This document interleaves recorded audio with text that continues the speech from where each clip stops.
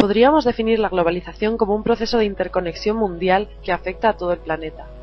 Es una aceleración de la circulación de los flujos de intercambios, tecnologías, culturas e informaciones. Estos flujos pueden ser de mercancías, de personas, de mensajes o incluso financieros. La globalización supone una comprensión del tiempo y del espacio muy acelerada, las distancias se acortan y las relaciones son cada vez más inmediatas debido a los avances tecnológicos en transporte y comunicación. Pero los flujos de la globalización afectan fundamentalmente a dos ámbitos, el económico y el cultural.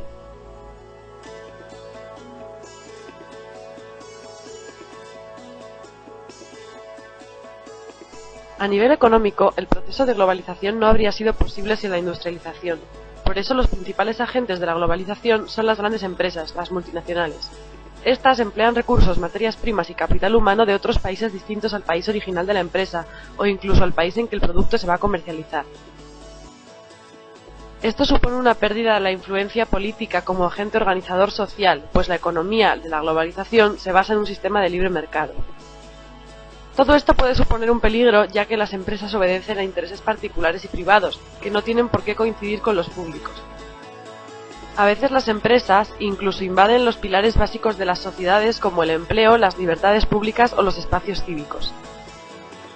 Las deslocalizaciones son el caso más claro de esta vulneración de los derechos, pues las empresas aprovechan las débiles legislaciones laborales de los países menos desarrollados para producir de manera más rentable. Sin embargo, las empresas dicen responder a las necesidades de los consumidores, que no podrían ser satisfechas sin el sistema de la globalización. Las multinacionales son las que tienen mayor capacidad de intercambio y las que más compiten entre sí, fomentando así la innovación como método diferenciador de sus marcas. Pero las empresas han de tener una responsabilidad en su trabajo, han de garantizar los derechos fundamentales de sus trabajadores y de los afectados por su actividad. También deben respetar al medio ambiente. Existe de hecho un impuesto llamado tasa Tobin que recauda el 0,5% de las transacciones internacionales y que luego se destina a los países más pobres. De hecho, algunas empresas emprenden capítulos de responsabilidad social y de obras benéficas que suelen limpiar su imagen específicamente en sus puntos más débiles. No es de extrañar, por tanto, que empresas petrolíferas, por ejemplo, se dediquen a labores de medio ambiente y a energías alternativas como algo complementario.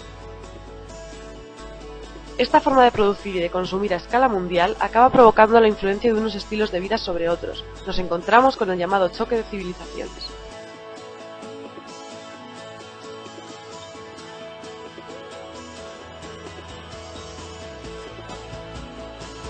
El choque de civilizaciones es la consecuencia cultural de la globalización.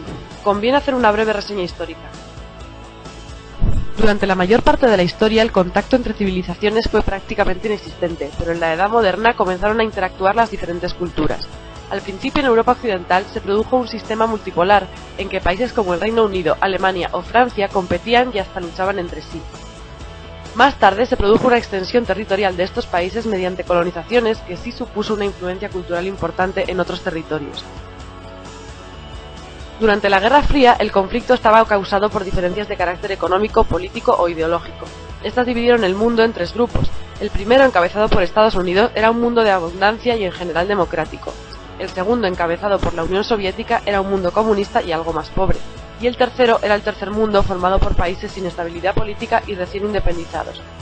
A pesar de no tener ningún tipo de conciencia de grupo y de ser países más pobres, el tercer mundo fue el que vivió los conflictos entre la URSS y Estados Unidos en sus territorios.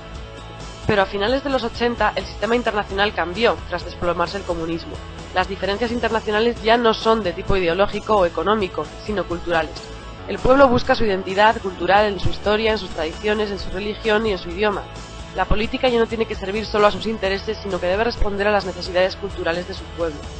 Es entonces cuando empiezan a adquirir importancia los enemigos, porque refuerzan aún más la identidad cultural de un pueblo. Por eso las naciones separadas por ideologías se reunifican como Alemania o las dos Coreas, y las que mantienen la separación viven enormes tensiones como en la India o en Sudán. Los estados ya no son tan importantes y la política pierde aún más su influencia. Las sociedades con analogías culturales se agrupan y colaboran entre sí. Esto supone enormes intentos por parte de algunas civilizaciones de acaparar a sociedades que realmente no tienen analogías culturales con ellas. Comienzan así las tensiones entre las civilizaciones, que son los conflictos más peligrosos, porque si un estado tiene un conflicto, el resto de países afines acudirán en su ayuda. El conflicto fundamental de la globalización es que implica un intento de imposición de los valores occidentales al resto de civilizaciones. Estas, que cada vez son sociedades más ricas e influyentes, comienzan a rechazar a Occidente. Los casos de Asia Oriental y de los países islámicos son los más graves. De esta forma, el nuevo orden internacional gira en torno a las tensiones entre Oriente y Occidente.